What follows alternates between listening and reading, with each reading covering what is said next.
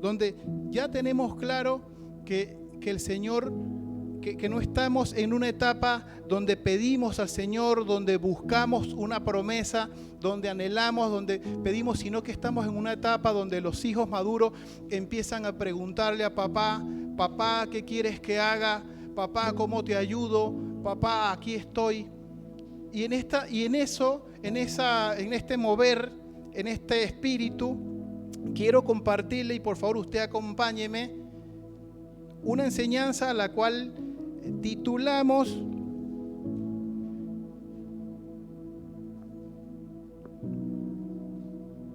tres vertientes, tres principios, tres enseñanzas.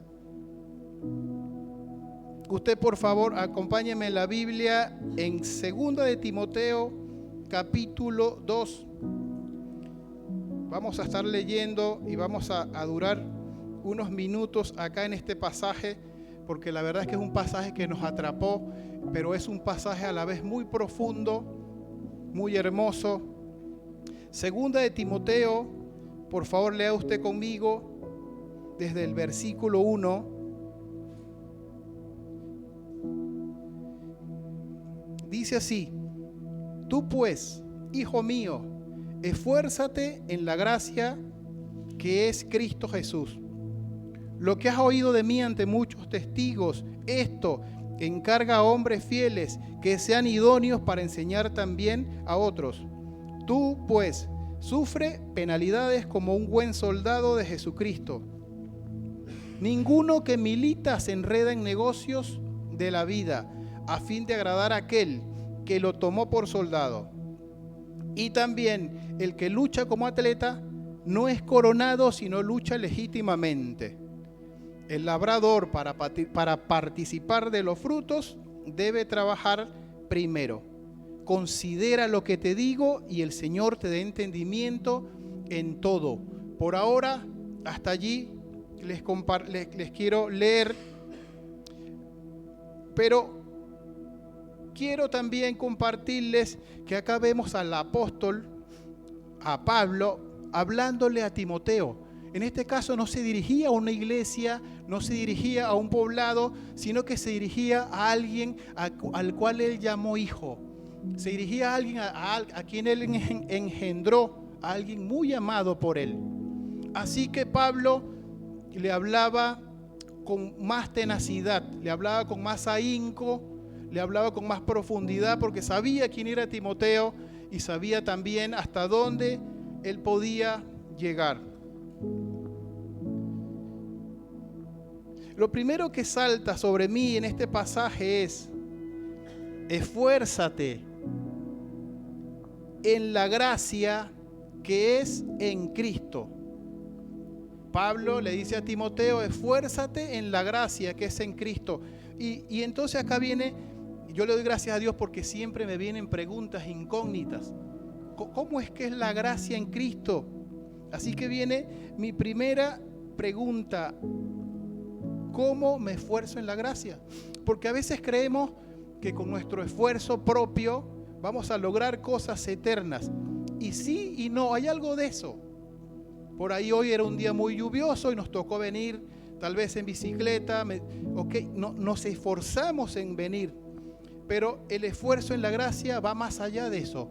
No es un esfuerzo natural, no es un esfuerzo que hacemos como algo muy sencillo para que, bueno, yo vine en bicicleta, sino que el esfuerzo no es personal. Es decir, de nada sirve hacer las cosas por nuestro propio esfuerzo, sino que debemos morir a nosotros mismos más y más para que Él crezca. Es en Él y solo en Él que crece la gracia. Eso quiere decir, amada iglesia, que el Señor derramó, dispensó gracia en cada uno de nosotros. Nuestro deber es saber cuál es esa parte, esa porción que está en usted y en mí. Bien, cuál es lo que el Señor soltó en cada uno de nosotros, derramó. Porque dice la Biblia claramente, y lo tenemos claro, que nosotros somos portadores de su vida. Y si portamos su vida, también portamos su gracia. ¿Bien? Hasta ahí se va entendiendo, ¿cierto? Muy bien, vamos a continuar un poco más, por favor. En el versículo 2 dice el apóstol Pablo: lo que has oído de mí delante de muchos testigos. A mí me sorprende porque Pablo le habla con tanta veracidad, con tanta seguridad a Timoteo, y entiende que Timoteo no duda de él. Dice: lo que has oído de mí. Eso significa que también Timoteo confiaba en quien lo engendró. Confiaba y sabía que Pablo portaba la vida del Señor, porque es allí donde está la seguridad. Acá debemos resaltar dos cosas. Lo primero es: ¿a quién oímos? ¿A quién está oyendo usted? Estamos en unos días donde la política de nuestro país sacude las noticias. Estamos en unos días donde la política y la economía son movidas. Pero quiero decirle algo: ese no es nuestro reino. Nuestra bandera no es celeste, blanco y celeste con un sol al medio, ni amarillo, azul y rojo tampoco. Nuestra bandera es Cristo. Y nosotros oramos por nuestras autoridades, claro que sí. Mi deber es orar por el presidente de Venezuela y el de Argentina también, el de Paraguay. Claro que sí, oramos por nuestras autoridades. Pero no creamos, no se confunda usted, no creamos que fue un accidente y fue algo que se le escapó al Señor. Uy, el Señor se descuidó y ahora es este presidente, ahora es aquel. No, no, no. Entonces, que estas cosas no nos distraigan, que estas cosas no nos apabullen, porque no nos compete. Nosotros tenemos otra naturaleza, otro reino. Bien, entonces, ¿a qué oímos? ¿A quién oímos? ¿A esas noticias? ¿Oímos la voz del Señor? Yo creo, confío y tengo la certeza de que en estas temporadas la iglesia escucha al Señor, que en estas temporadas la iglesia se prepara para escuchar lo que el Señor tiene. Papá, ¿qué hago? Papá, dime qué debo hacer. Papá, aquí estoy, yo soy tu hijo. Papá, yo soy tu siervo. Quiero sumar, quiero aportar al reino. Allí debe estar nuestro enfoque, y se los dice a alguien que viene de un país donde la política y la economía hizo un desastre mucho peor de lo que usted pueda ver acá, que no vamos a hablar de eso, pero seguramente en algún momento usted me escuchó hablar de eso. Bien, no nos enfocamos allí, nos enfocamos en el Señor.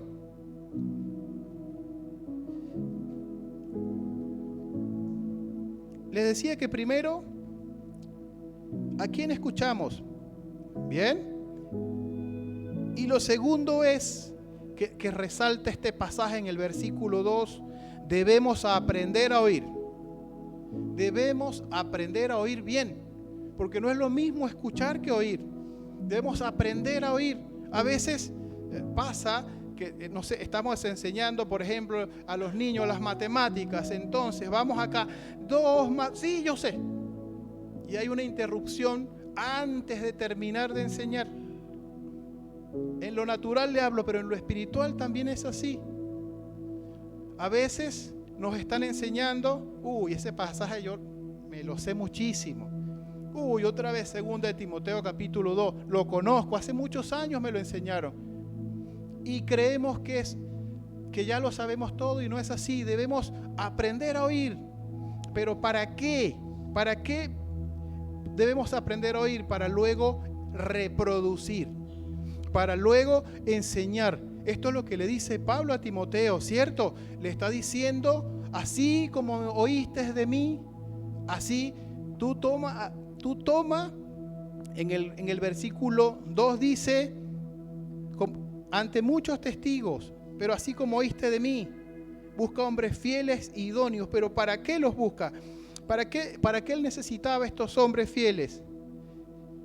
Para reproducir el evangelio de Cristo, ese que no depende de nosotros, ese que no es el que usted y yo creemos que es, sino que es el que el Señor nos dio como gracia a cada uno de nosotros.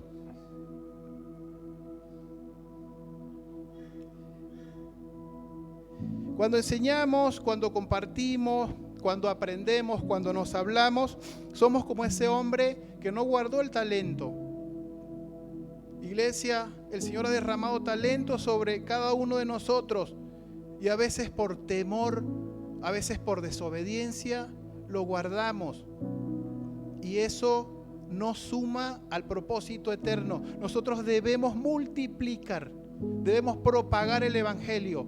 Y tal vez no todos nos tocará estar acá, pero sí cada uno de nosotros tenemos un trabajo, una escolaridad, tenemos vecinos donde debemos mostrar la vida del Señor. Si usted y yo no estamos viviendo para mostrar la vida del Señor, entonces estamos caminando mal. Deberíamos volver a la cruz y decir: Señor, acá dejo lo que creo que es y retomo mi vida, porque mi vida es mostrarte a ti, porque mi vida es hacer lo que tú me has pedido, porque mi vida es hacer, Señor, tu propósito y no el mío.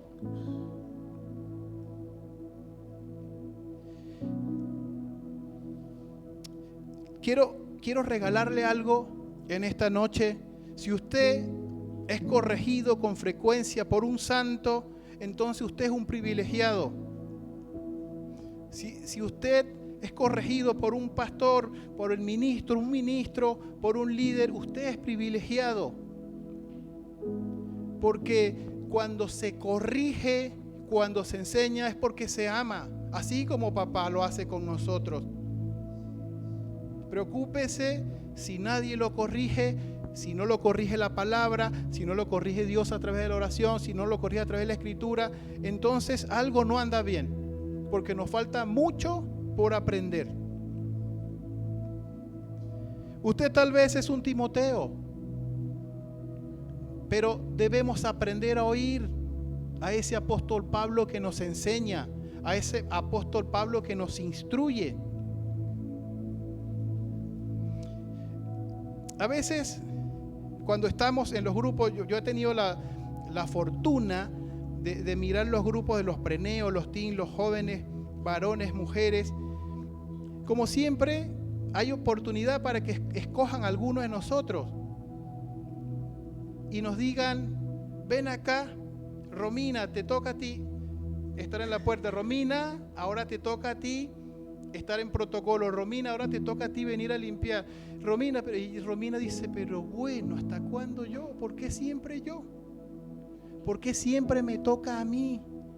Pero la verdad es que Romina es privilegiada, porque así como un padre natural conoce a sus hijos y sabe en qué punto está listo para algunas cosas, así es Dios con nosotros. Por eso es que Dios siempre nos llama a más. Pero, por ejemplo, yo a mi hijo menor, a Joan, no le daría el auto para que maneje, porque no está listo. Pero uno como papá lo sabe, cuánto más Dios, que es el Padre eterno. Por eso es que cada vez a cada uno de nosotros se nos pide un poco más, y es un privilegio, es una oportunidad que debemos nosotros aprovechar.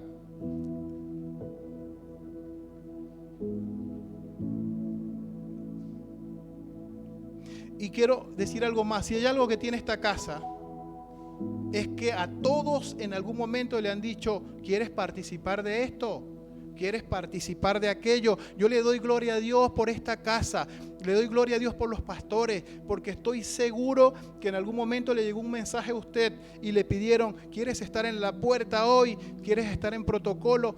Porque hemos entendido que la iglesia no la hace una persona, sino que la iglesia somos todos, y que todos somos necesarios, y que todos somos parte del cuerpo, y que todos tenemos gracia que el Señor nos dio. Por eso le agradezco a Dios por esta casa, porque cada uno tiene la oportunidad de hacer algo, pero de usted depende hacer más o menos. Pero seguro, estoy seguro que en algún momento usted fue invitado a algo.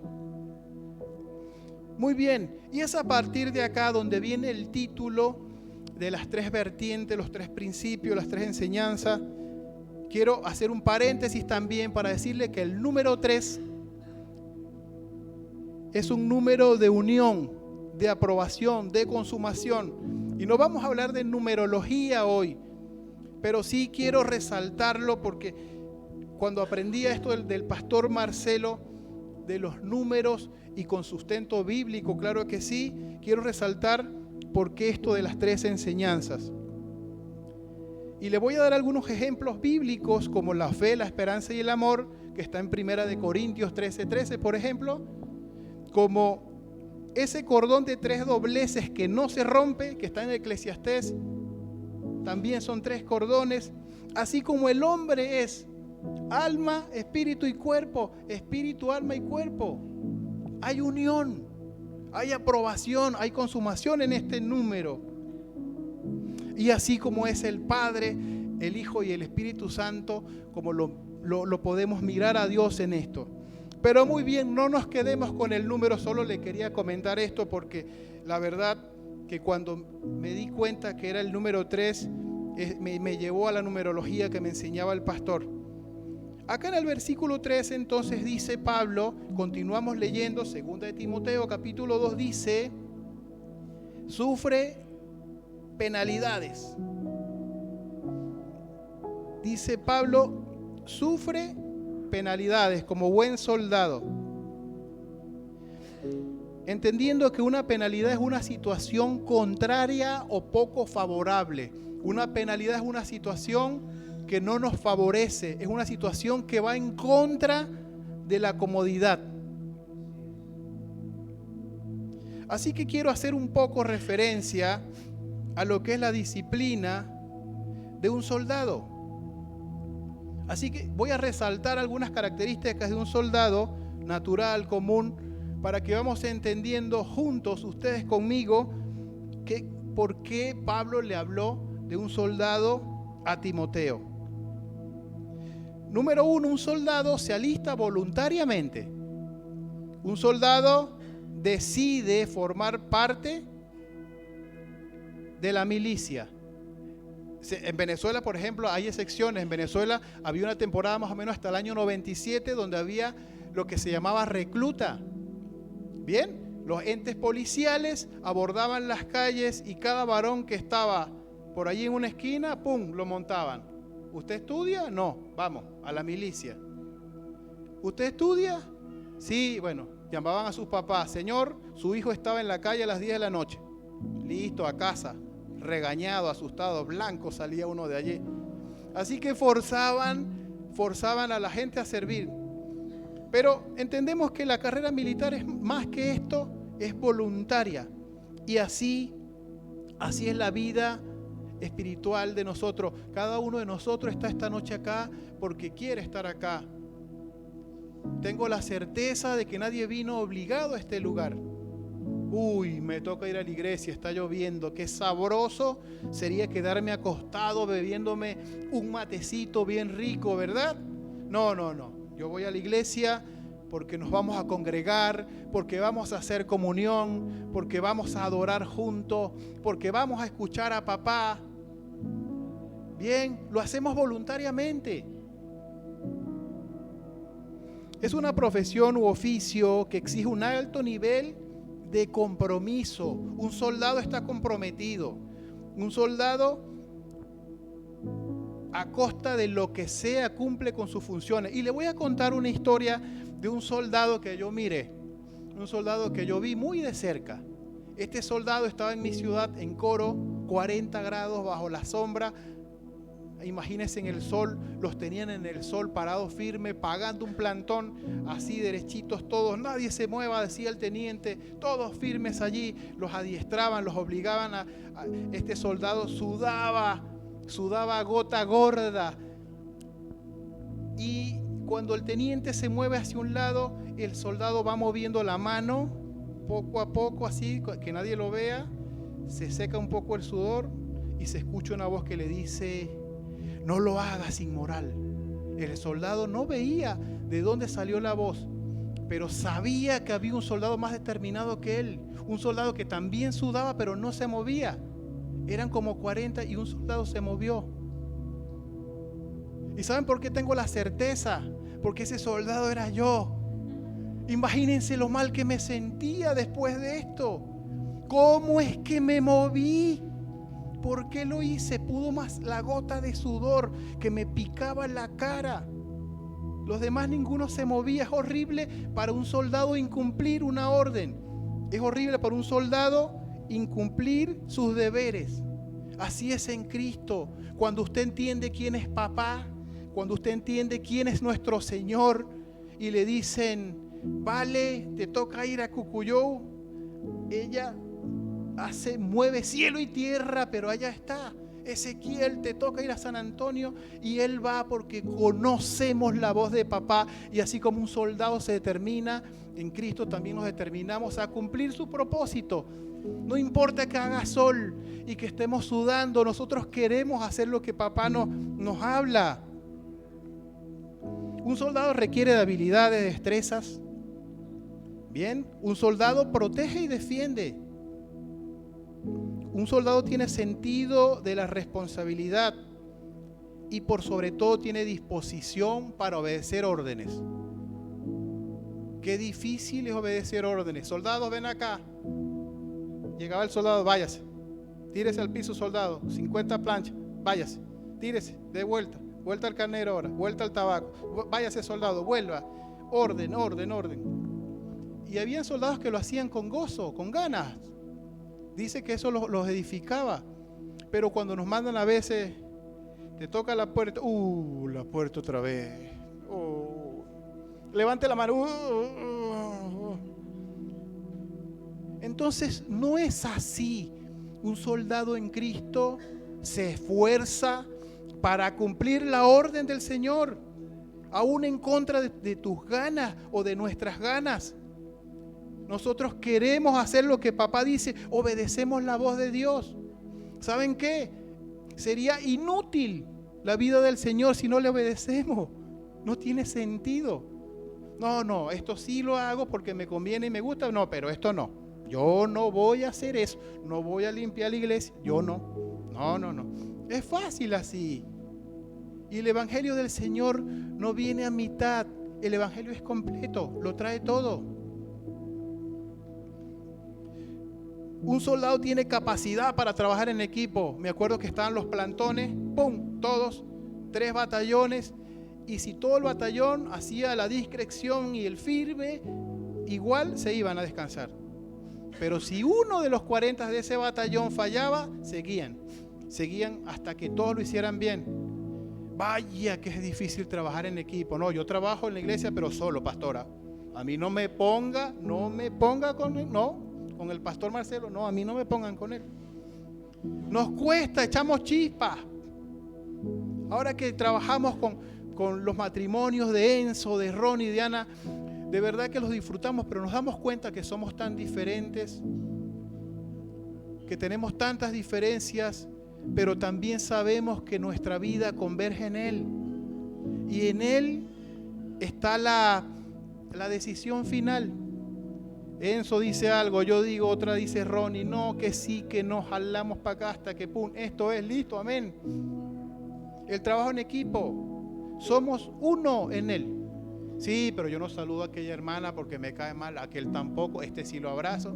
No es así, somos uno en Él. Somos uno en Él. Un soldado, y esto lo aprendí de mi pastor Marcelo, hace carrera desde raso a oficial. En Cristo, el que crece no son los rangos o títulos. Hemos aprendido que los títulos, los pronombres personales no sirven o no edifican a la iglesia. En Cristo crece Él en nosotros. A medida que nosotros nos dejamos, a medida que nosotros morimos a nosotros mismos, Él va creciendo. Y es por eso que la vida del Señor nos atrae a más. Es por eso que la vida del Señor nos atrae a ser utensilios útiles. ¿Quién quiere ser el utensilio de madera que está apartado? No. Cuando leemos estos pasajes, todos queremos ser los utensilios de oro y de plata de la casa, ese que el Señor usa con honor. Pero eso es algo que se da a medida que vamos muriendo a nosotros y que permitamos que Él crezca. Un soldado tiene armas, y aquí viene la parte difícil. ¿Qué nos va a decir Luis de las armas, de las armaduras y de la ofensiva? Está claro, el arma de un soldado es la espada, que es la palabra. Debemos estar preparados siempre con la palabra del Señor. A veces caminamos, a veces conocemos gente, estamos en el trabajo y parece que no pasa nada, parece que es un día rutinario, pero si usted está atento, usted va a tener oportunidad de hablar del Señor en algún momentito del día. A las carreras, está apurado, siempre alguien dice una palabra que le da entrada a hablar del Señor. Y nosotros tenemos que estar preparados así como un soldado, listos para disparar, listos para accionar la espada de la palabra. Y eso se hace entrenando.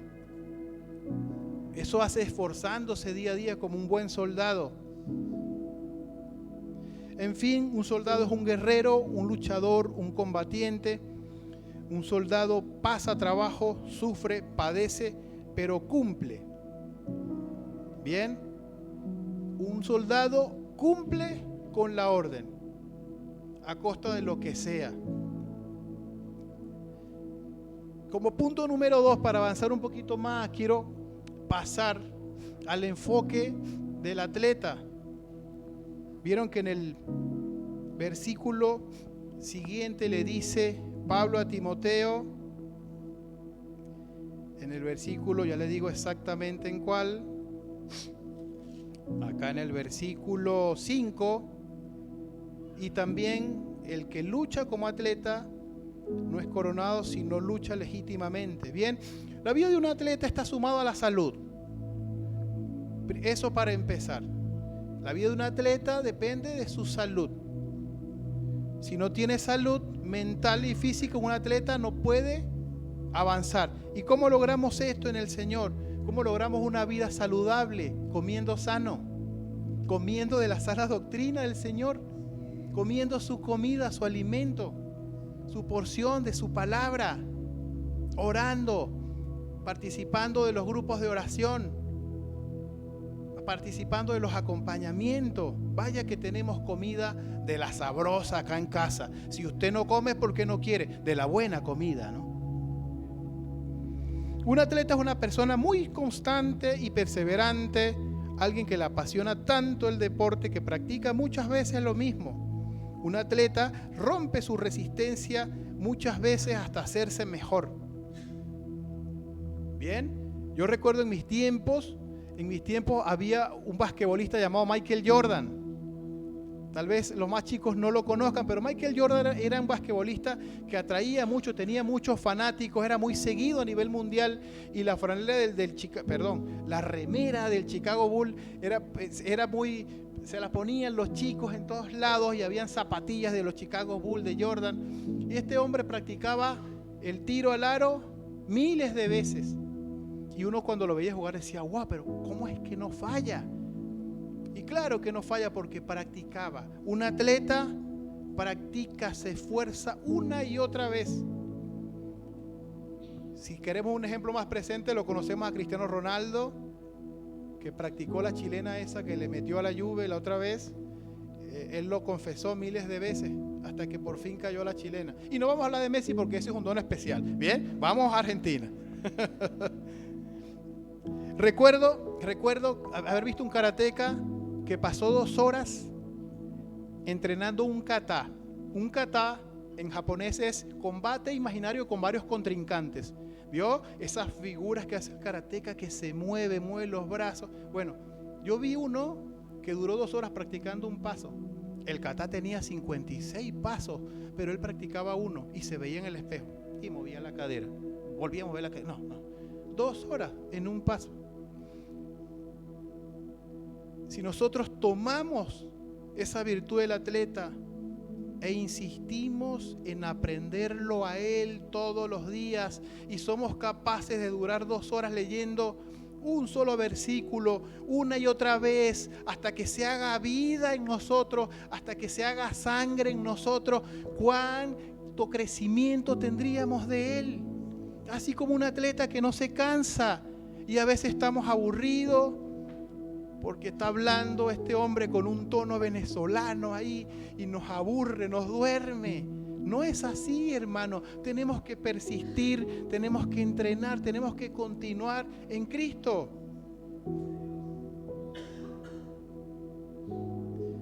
Aprendí esto de mi pastor y nos decía que el atleta, el peor enemigo de un atleta es él mismo. El peor enemigo de un atleta es él mismo, superarse a sí mismo, vencerse a sí mismo, romper su resistencia. ¿A quién le ha pasado que cuando va corriendo, va trotando, siente que hay un punto donde no puede más, siente que se está muriendo, siente que está ahogado? Pero cuando usted sabe que rompe su resistencia y sigue, se vuelve como un modo zombie, decía yo cuando entrenaba. Porque uno corre y parece que ya no duele, parece que ya se perdió el cansancio, parece que tus pies pesan, pero continúas. Así es en Cristo. Así debemos perseverar, así debemos luchar, así debemos crecer en Él todos los días.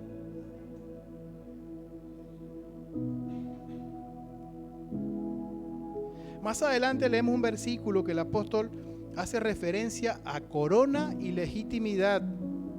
Y es que Dios siempre da recompensa, pero debo hacer todo legítimamente. Así como un atleta, si no gana de forma legítima, no sirve.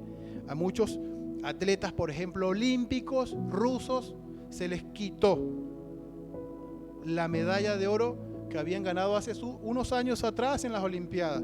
Y es que descubrieron que los atletas rusos, en este caso, en este ejemplo, habían usado sustancias estupefacientes, anabólicas, que les dio crecimiento muscular, y entonces los ilegítimamente ganaron. Pasaron los años, los estudiaron, los descubrieron, dame la medalla, tu nombre queda apartado de los Juegos Olímpicos y usted perdió la medalla. En el Señor es así, no hay atajos. Tiene que ser legítimo. Por fuera podemos intentar vernos bien en Él, pero legítimamente en Cristo no es así, sino que nuestros corazones tienen que ser llenos de Él. Recuerdo haber visto un bateador que disputaba el campeonato de jonrón en los Estados Unidos, un dominicano llamado Sammy Sosa, competía por ser el mejor jonronero de las grandes ligas con un gringo, un estadounidense llamado Mark Marway. Y un día le rompieron el bate.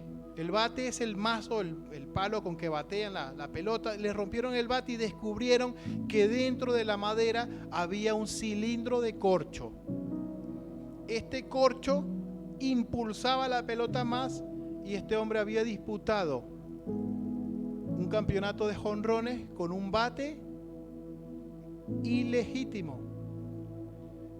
Queda su nombre manchado para toda la vida, queda su nombre apartado de todos los récords Guinness del béisbol por hacer las cosas de forma ilegítima.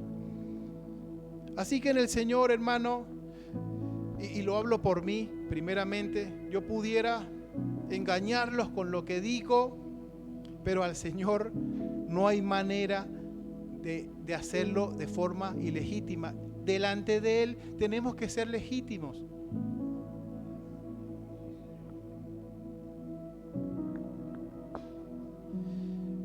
La gracia es la ley de vida, y cuando me inunda no peco. Y no es que me esfuerzo, sino que mi naturaleza no es compatible. Esto nos enseñaba el pastor Marcelo cuando nos ministró esta palabra, y decía que la gracia no opera ambientalmente. Nosotros somos legales, no legalistas. Y la gracia que se derrama del Señor nos hace portar una naturaleza que nos aleja y nos aparta del pecado y nos lleva a Él. Por eso es que es nuestro deber esforzarnos en la gracia de Jesucristo.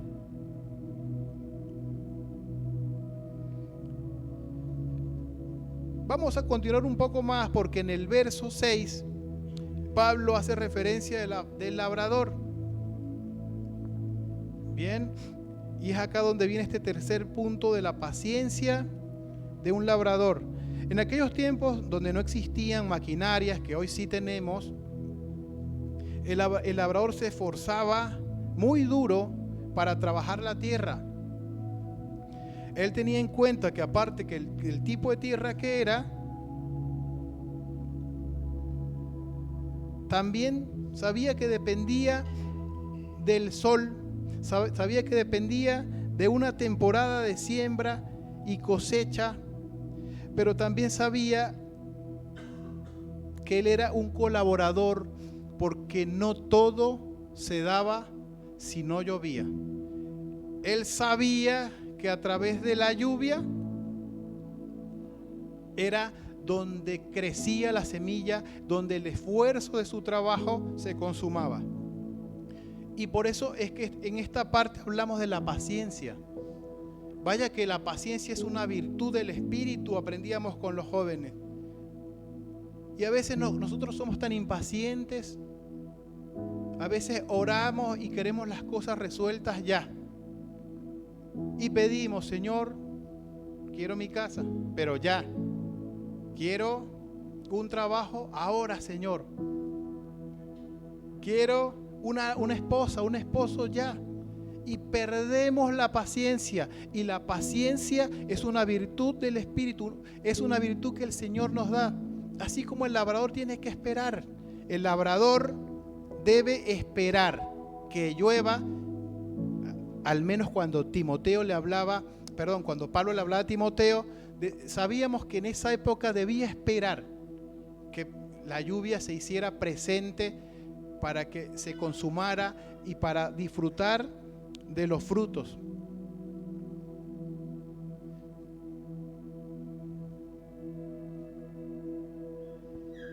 Permítame tomar un poco de agua.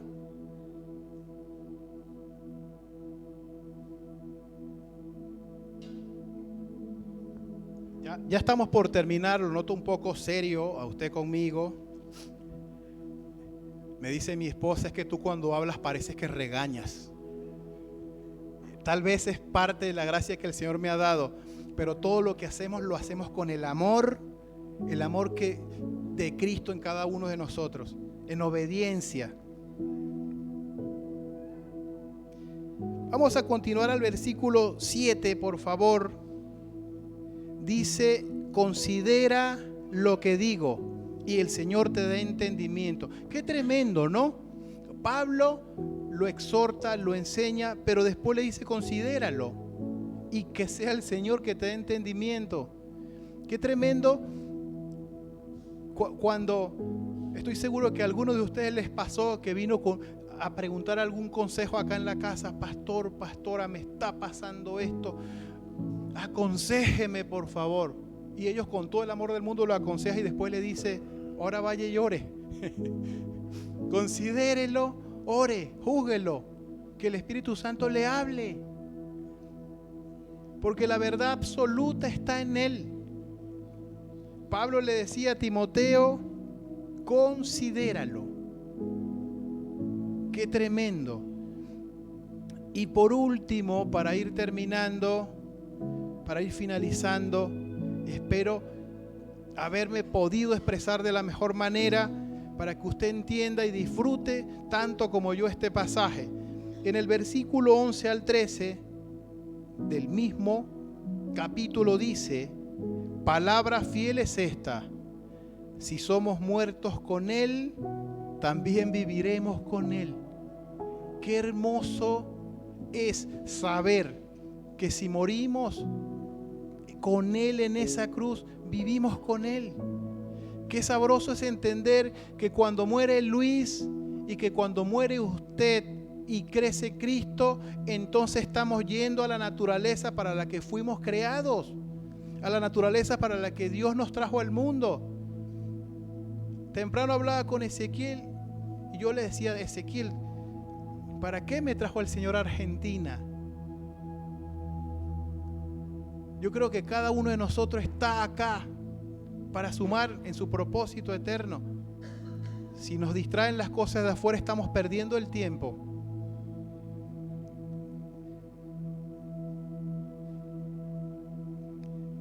(11 al 13) dice el 12: si sufrimos, también reinaremos con Él. Nadie ha dicho que esto es fácil.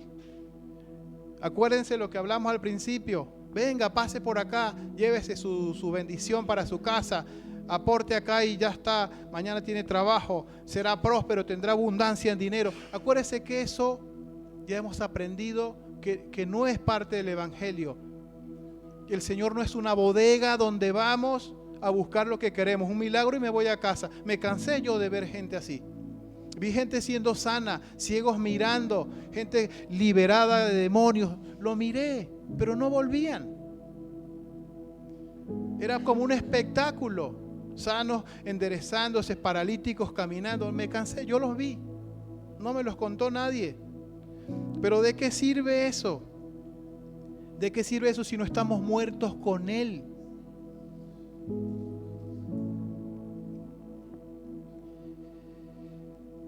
Y el 12 dice, si lo negáramos, Él también nos negará.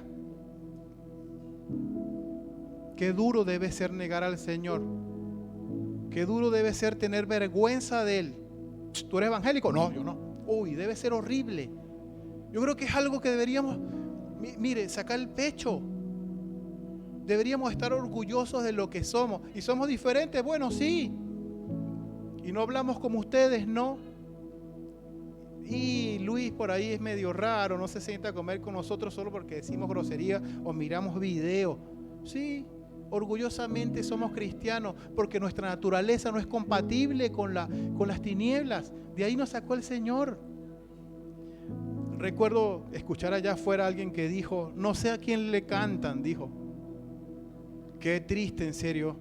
Pero fue el punto más importante de esa conversación, cuando me dijeron, no sé a quién le cantan ustedes. Yo dije, uff, ya sé dónde estás, pero también sé dónde estamos nosotros.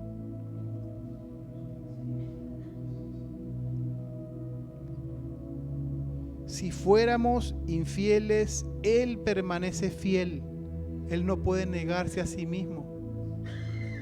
Si nosotros le fallamos al Señor, no hay condenación por eso, y eso no significa que tenemos una licencia para pecar, pero sí significa que Él no puede negarse a sí mismo y no nos puede tratar como nosotros los tratamos a Él, que le dedicamos 3 minutos de oración tal vez a las apuradas, o que un día se nos olvida, uy, hoy no oré porque estaba muy ocupado. Él no es así. Él siempre estará pendiente de sus hijos. Y es por eso la importancia de entender quiénes somos y qué somos para Él, para sumar, para aportar, para crecer y para morir nosotros mismos, para que sea Cristo creciendo en nosotros. Póngase de pie, por favor, y ayúdeme a orar. Señor, te damos muchas gracias en esta noche. Gracias, papá. Ayúdanos a tener las virtudes, Señor, de un soldado, de entender que nos podemos esforzar en ti, Señor, para que seamos muertos a nosotros mismos en la cruz y seas tú creciendo. Ayúdanos, Señor, a tener la disciplina de un atleta, papá, a ser constantes, a ser frecuentes, a no cansarnos, a vencernos a nosotros mismos, Señor, para que crezcas tú en nosotros. Padre, la paciencia del labrador queremos tener. Queremos tener esa paciencia, Padre, para esperar tus tiempos que no son los nuestros. Para esperar tus tiempos que no son los que nosotros queremos. Por eso, Señor, en esta noche declaramos, Señor, que te pertenecemos a ti, que tus hijos crecen, que tus hijos ya no piden, sino que declaramos que tus hijos ahora, Señor, te preguntamos, papá, ¿qué necesitas de nosotros? Iglesia, no se conforme. Iglesia, no se quede estancada. Es la temporada de avanzar en el propósito eterno. Es la temporada de caminar, de correr. Es la temporada de esforzarnos para con su propósito eterno. Basta, iglesia, de pensar en ti mismo. Basta de pensar en tus propios beneficios. Es el momento de ir a Él, de morir. Es el momento de crecer más en Él. ¿Para qué el Señor te dio la vida?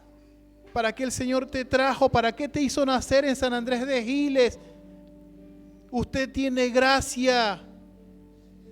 Usted y yo tenemos gracias que Él derramó. Gracias, Señor, te damos en esta noche. Gracias por tu iglesia, que es una sola. Gracias por tu congregación, papá.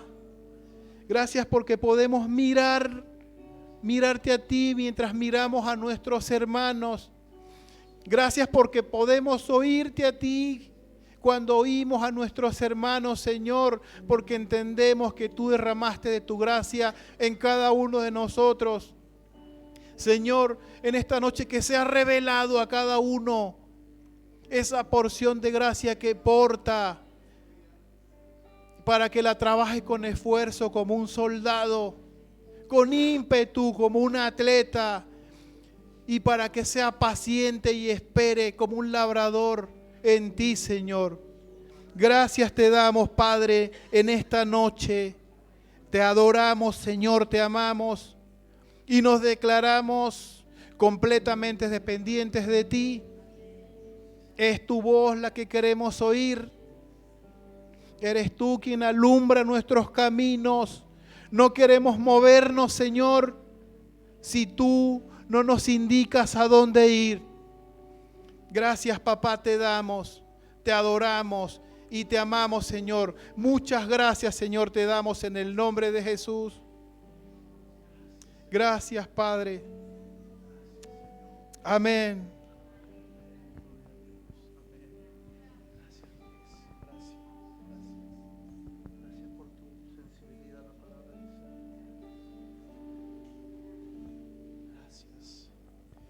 Aleluya.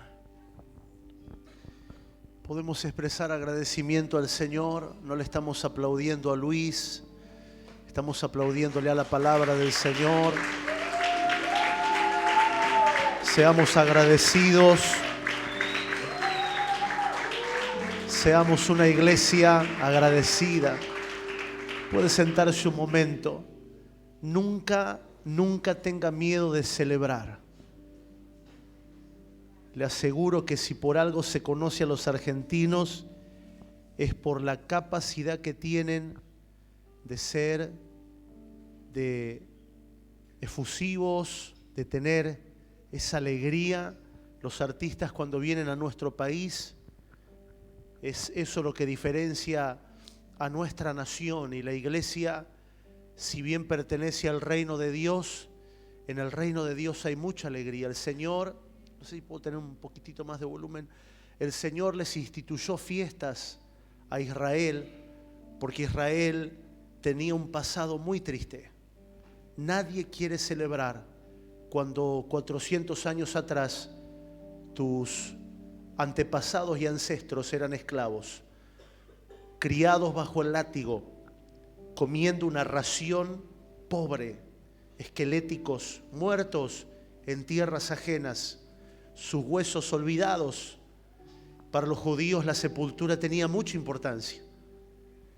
¿Quién quiere? ¿Quién tiene alegría? Entonces el Señor, cuando los mete en el desierto, cuando los mete en la tierra prometida, les da fiestas, porque la fiesta te hace agradecido. Nosotros tenemos que saber que cuando venimos los domingos, los sábados, los miércoles, no venimos a hacer culto. Para nosotros no existe el culto en el sentido de algo serio. La palabra culto nos suena, la palabra culto es cultivo, pero esa palabra se ha manoseado tanto que nos suena culto como algo no solemne, porque la solemnidad es parte del Evangelio. Hay otra palabra que no me viene, pero algo más que nos hace parcos. Nosotros venimos a celebrar una fiesta al Señor.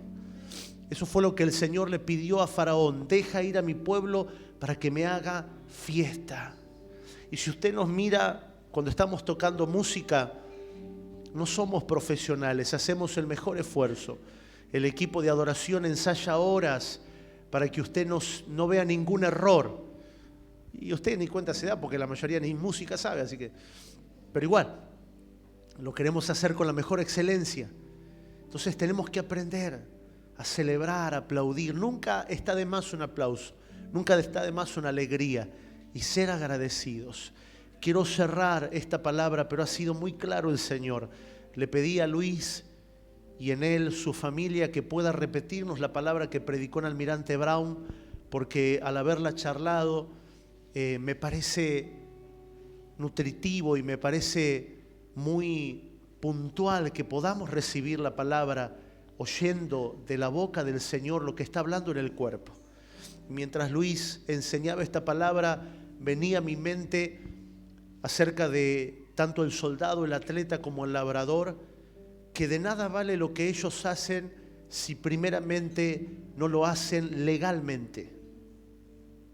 Legalmente. Nosotros, juntamente con Enzo, con Maxi y algunos muchachos que están aquí, la mayoría de los lunes y los jueves jugamos al fútbol.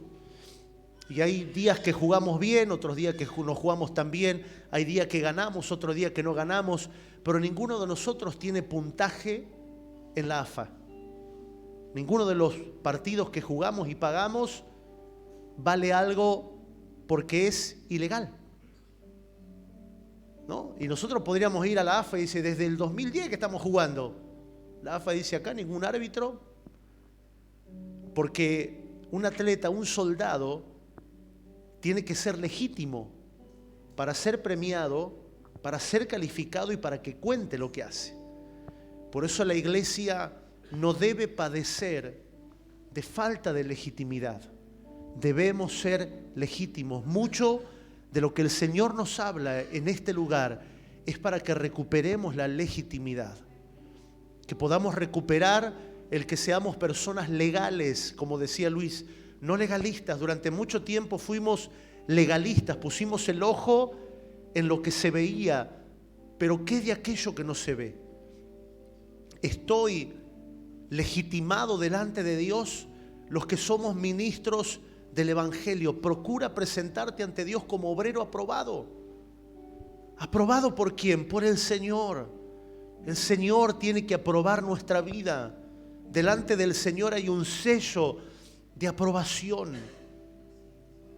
Una de las características de los partidos o de las guerras legales tiene que ver con el árbitro. Y la palabra árbitro no casualmente en la Biblia aparece una vez y es en Job capítulo 9. Job lo pide y Job es el primer libro de la Biblia, no es Génesis. Por lo menos el primero que se escribió canónicamente. Y Job ruega por un árbitro. Job dice, ¿quién me diera un árbitro? ¿Por qué? Porque Job decía, estoy sufriendo, enterré a mis hijos, mi esposa me pide que maldiga al Señor, mi vida es un martirio. ¿Quién diera que alguien me dijera por qué está pasando esto? Y el árbitro apareció. Y el árbitro era Dios. Y Dios le dijo que su sufrimiento era legal. Por eso después recibe el doble de todo lo que tenía. Entonces solamente asegúrese, si usted está sufriendo algo, si está pasándose algo, asegúrese que sea legal. Porque si no es legal, no va a contar. Si no es legal, no va a contar. Tenemos un Dios legal. Una de las preguntas que todos los niños me hacen, o la mayoría de los niños me hacen, es que si Dios es bueno, ¿por qué existe la maldad? Que si Dios tiene poder sobre el diablo, ¿por qué el diablo todavía sigue operando? El diablo es un ser legal. Las tinieblas son legales, operan legalmente. Por eso la iglesia, cuando es luz legalmente, las tinieblas no tienen alcance sobre la iglesia. Pueden estorbar, pueden amenazar, pueden tocar a uno o dos que siempre están distraídos, pero no hay legalidad de las tinieblas sobre la iglesia. Debemos asegurarnos de estar legalmente delante de Él. A veces hacemos tanta injerencia sobre la oración porque nuestras oraciones tienen que ser legales. Una de las palabras que aprendimos en el libro Victorias Espirituales del Alma y que con Romy lo venimos enseñando desde el 2017 porque somos parte de la escuela de oración, es que la oración la primera función que cumple es convertirse en un órgano de identificación. Diga conmigo, la oración es un órgano de identificación. ¿Qué significa? Si yo oro al Señor y no identifico que estoy mal, lo que usted está haciendo es un rezo. Lo que usted está haciendo, capaz que la Iglesia Católica se lo legitima, pero no, delante de Dios no cuenta. ¿No? Y por misericordia podemos decir, sí, pero yo conozco una viejita que allá en la punta oró, Señor, dame un pescadito, y apareció el pescadito y comió. Sí, en la misericordia de Dios ocurren muchas cosas. En la misericordia de Dios, en la operatividad de la salvación, hasta el ladrón de la cruz se salvó. Pero nosotros hoy tenemos el entendimiento. Tenemos que ser legales. Si al postrarme delante de Dios y al orar no identifico lo que está mal, no estoy orando, estoy rezando. Estoy repitiendo algo, estoy pidiendo como le pedí a San Antonio, a San Cayetano le pido a Dios. Cuando nos postramos delante de Él, identificamos lo que está mal en nosotros. Y ahí comenzamos a orar. Señor, quita el orgullo. Señor, limpia el pecado. Señor, quita de mí la duda, el miedo, quítalo de mí. Y ahí comenzamos a identificar. Ahí la oración se vuelve legal. Entonces todo lo que pidieres al Padre, en mi nombre lo recibirás. ¿Por qué? Santiago completa ese título. Santiago dice, porque no pedimos según los deseos de la carne, pedimos según Dios. Es tan importante la legitimidad. Quizás en aquel tiempo no, pero hoy en día no cualquiera puede vender lo que cosecha en su campo. Tiene que estar aprobado por bromatología. Tiene que haber pasado las normas de ISO-IRAN o algo así. No cualquiera. Te controlan qué tipo de semilla es, con qué uno insemina el campo. Tiene que haber legalidad. Tiene que haber legalidad. Y la iglesia es una iglesia legal, no porque tenga fichero de culto, sino por el impacto que tiene en el lugar donde está. Y si alguien siente que no está en legalidad, hablemos con el árbitro. Hablemos con el árbitro. Una de las cosas que produce el arbitraje es muy curioso esto, ¿no? Pero es hacernos entender que contra quien estamos jugando no es un enemigo. Es alguien con quien competimos, ¿no? Por eso los partidos sin árbitro son caldo de cultivo para terminar enojado, a las piñas. ¿Qué es lo que hace el árbitro entre 11 profesionales que tienen capacidades, habilidades que son deportivamente en el físico impecable? ¿Qué hace el árbitro? Le hace entender al jugador que es una competencia, que no es una batalla. Hay legalidad. Si usted mata en la calle, usted va preso. Si usted mata en una guerra, usted es coronado. Hasta recibe una medalla. La legitimidad lo es todo. La iglesia es institucional, no porque tenga fichero de culto o porque tenga papeles solamente. La iglesia es institucional porque camina en legalidad delante de Dios. Y esto es un asunto serio. La legalidad desde nuestra oración, la legalidad desde nuestro creer, la legalidad delante de Dios. Procura presentarte ante Dios como un obrero aprobado. Lo más extraordinario de la legalidad es que si somos legales tenemos premio. Si no somos legales no hay premio. Por eso Pablo instituye, por ahí pusieron el pasaje de 2 de Timoteo que decía, el atleta no es coronado sino lucha legítimamente. Entonces no hay premio. Cuando vivimos un evangelio sin premio, sin coronación, cuando no hay una corona, debemos revisar la legalidad. ¿Hay legalidad en esto que estamos haciendo o lo estamos haciendo ilegalmente? Y hay muchas cosas que se manejan a nivel ilegal en la sociedad, no así en la iglesia. La iglesia no puede ser exorcista ambulante. Con gran gozo oía esta palabra en el Consejo de Pastores de la ciudad. Uno de los pastores de la ciudad, que es muy conocido por visitar todo lugar donde él va, y él siempre me hablaba con mucho gozo y orgullo de cómo él visitaba a todos los creyentes. Él me dijo: a mí me cambió la perspectiva cuando vos me dijiste que considere si no estaba siendo un exorcista ambulante. Y está mi esposa que lo escuchó decir esta. Él dijo, me di cuenta que la gente me usa como un brujo. Claro, me bendice la casa, me ora por la casa, me ora por el auto, me ora. No hay legalidad en eso. Aprender a responder a Dios. ¿Por qué las personas no oran al Señor? Porque Dios no las escucha. ¿Y por qué no las escucha? Porque no hay legalidad. Porque tratan a Dios al mismo nivel que al brujo. Es más, le aseguro que hay personas que no le funcionan con Dios y pasan para el brujo. Porque es así. Aprendamos, la legalidad te hace esperar. Porque usted sabe que si legalmente está correcto, más tarde que más temprano la justicia se hará. La justicia llega. No de que estoy esperando, estoy soltero hace 3 años, corto camino. Corté camino, voy ilegalmente, agarro lo primero que venga. Lamento si usted no tiene paciencia. Lamento si Dios lo hace esperar. Solo asegúrate de estar legal. Porque la ilegalidad sale caro. Gente que ha terminado presa, y ninguno de los que está acá va a terminar preso por hacer algo ilegal, pero vamos a ser presos de la economía. ¿Por qué tanta gente hoy está sufriendo los golpes económicos de la nación? Porque lo que han obtenido lo han obtenido por su fuerza, no desde el reino de Dios. Si lo que usted tiene viene del reino de Dios, nadie se lo va a quitar, nadie se lo va a tocar. Solo asegúrese que lo que usted tiene viene del reino. Si no, desde ya le digo, está perdido. Está perdido. Pero si lo que usted tiene vino desde el reino de Dios, tranquilo, no hay inflación, no hay nada que lo pueda tocar. Lo que yo tengo va a permanecer. Y sobre las crisis va a permanecer. Y si se perdiere, Dios me dará mi sustento. Dios tiene salida para mí.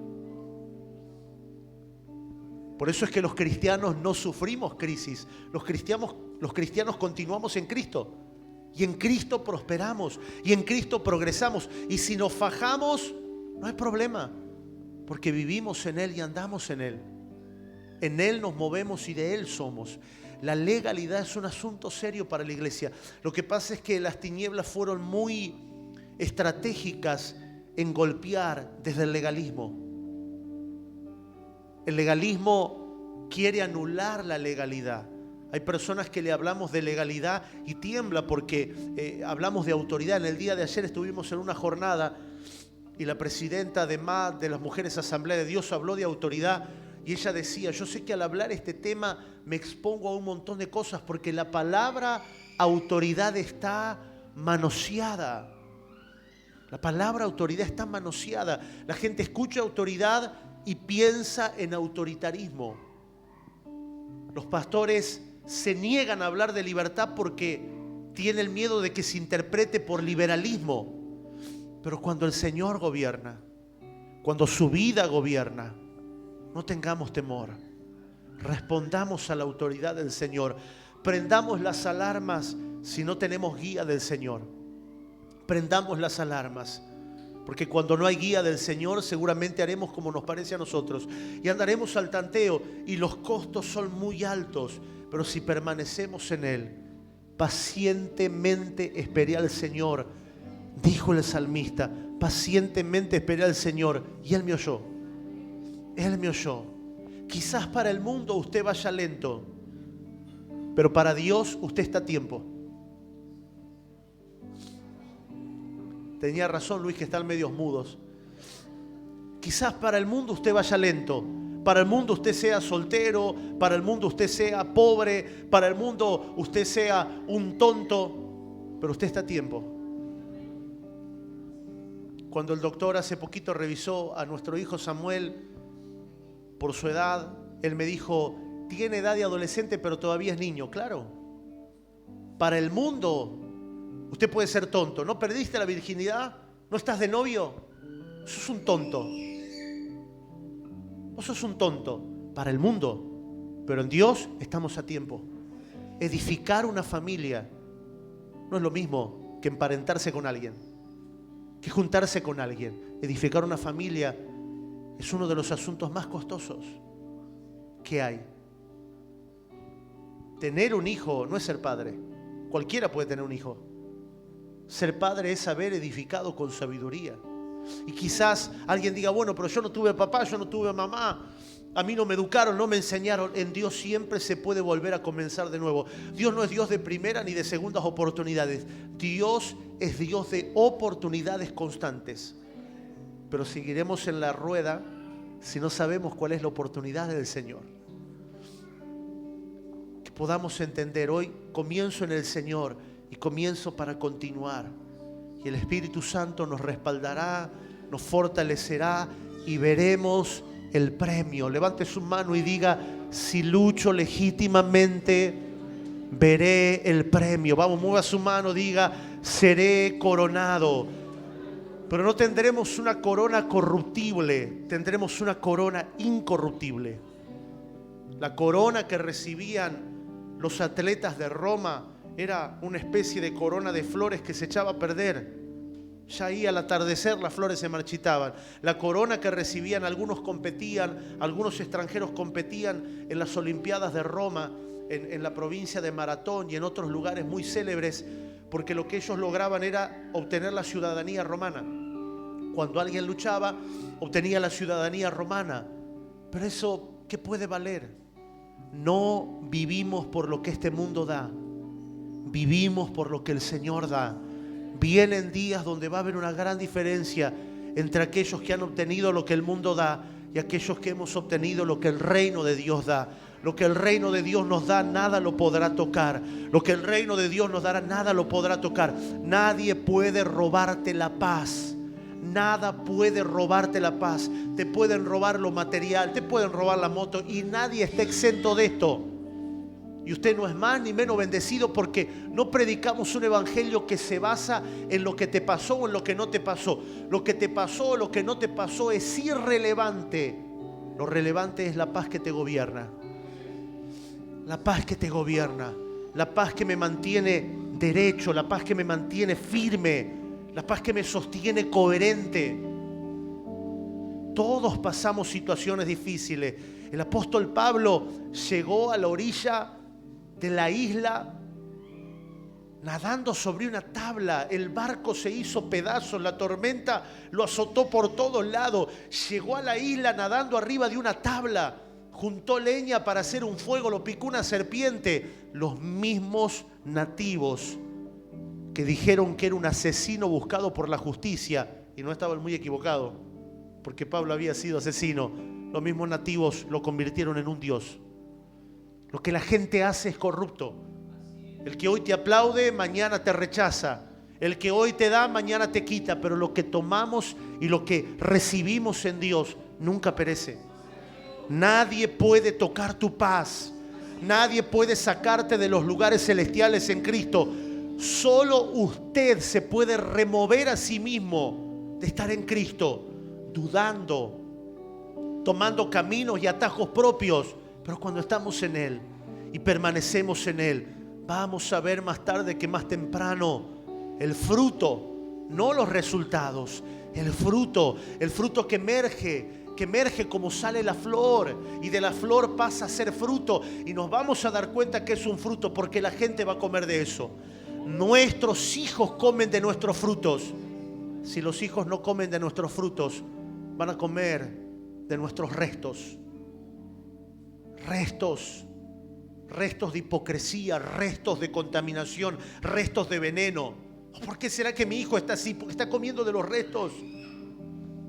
Pero cuando hay fruto en nosotros, nuestros hijos comerán de nuestros frutos. Verán a papá, a mamá, verán al abuelo, a la abuela, verán. Por eso Pablo le reclamó a Timoteo y le dijo: esa fe que está en vos no es algo tuyo, esa fe vino de tu mamá Eunices. pasó de tu abuela Loida a tu mamá Eunice y hoy permanece en ti. Lo generacional es importante. No interesa si los papás no están firmes, pero que los abuelos estén firmes.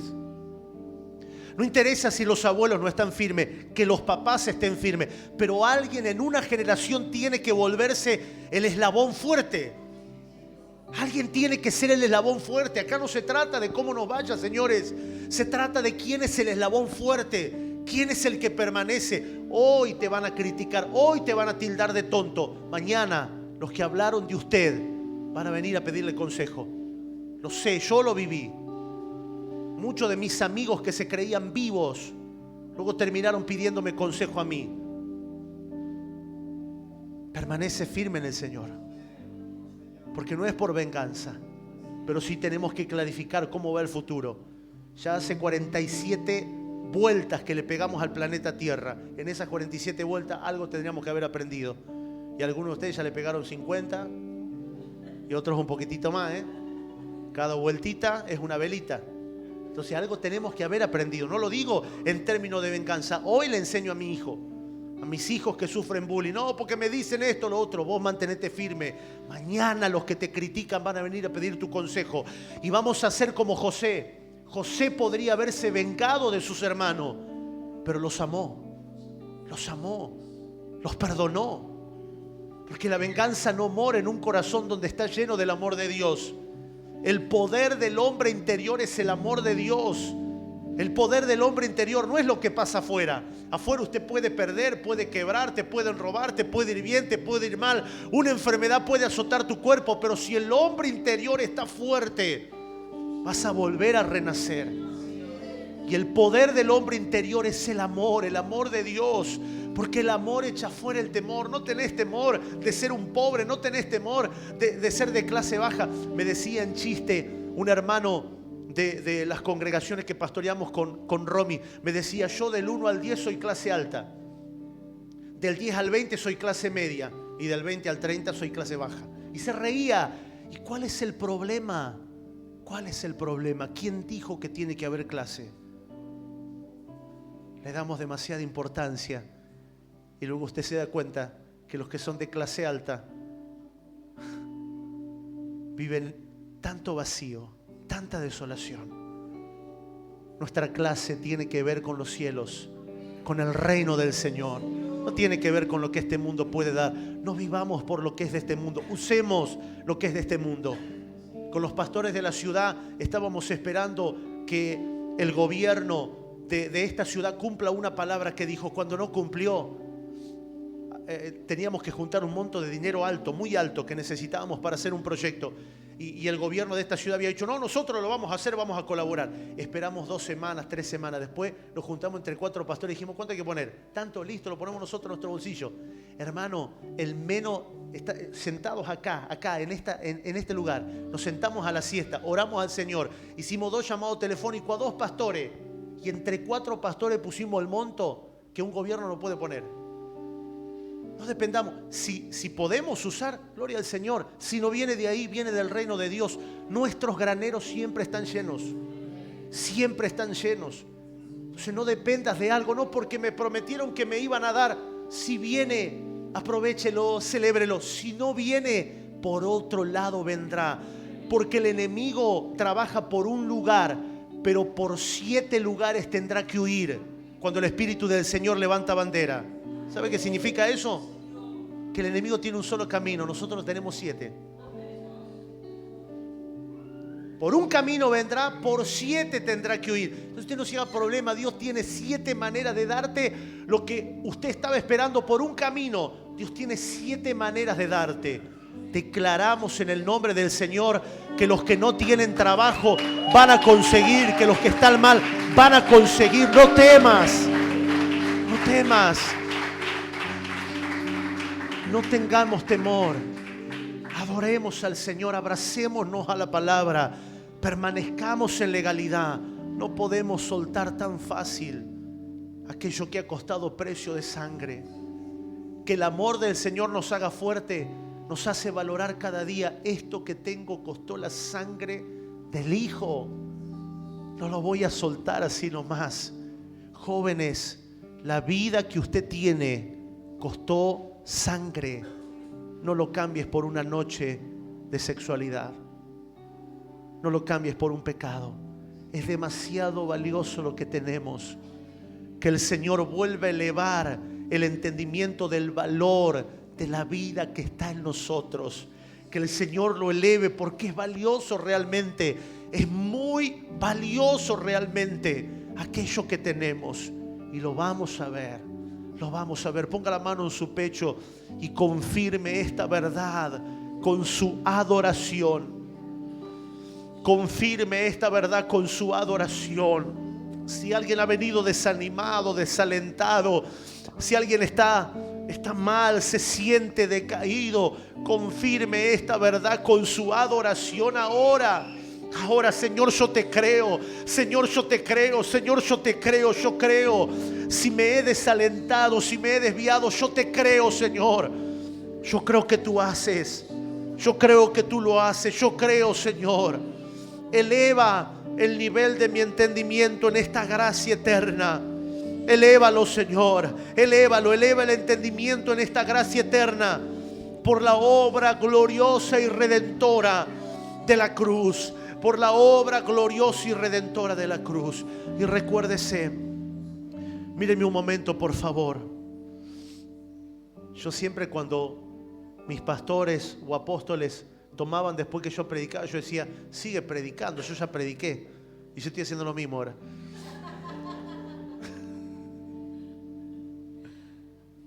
Lo último que digo. Una cosa que me llamó la atención al estudiar sobre el atleta, el soldado y el labrador es la postura. ¿Usted se dio cuenta cómo tiene que largar el atleta? ¿Cómo? Arrodillado. Postura de humillación. ¿Usted se dio cuenta cómo tiene que estar el soldado? Como decía Luis, que nos hablaba de la gota de sudor.